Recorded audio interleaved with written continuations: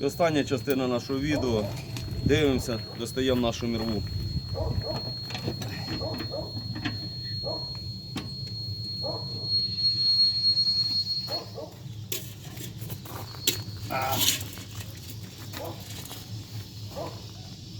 Так, покажи, що тут.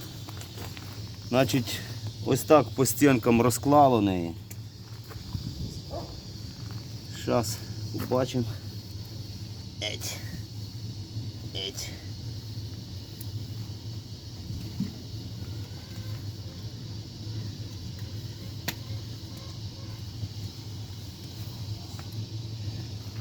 Ну, барабан майже чистенький. А, є воно трошки приклеїлось.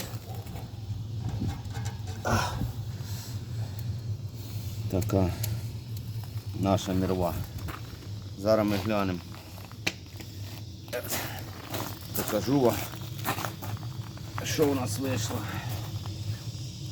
Значить, ось така мірва після витупки на центрофузі у нас вийшла. Ну, я знаю. Побачимо, як підсохне, але мені здається, що вона ще якась жирна.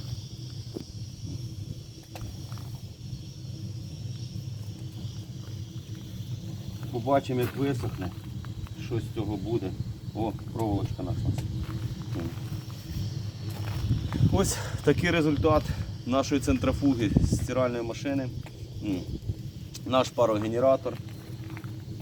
Ще раз скажу, що є смисл робити. Робіть, використовуйте і будете мати користь цього. Всім дякую за увагу. Підписуємось на мій канал, ставимо лайки та заходимо на мій канал.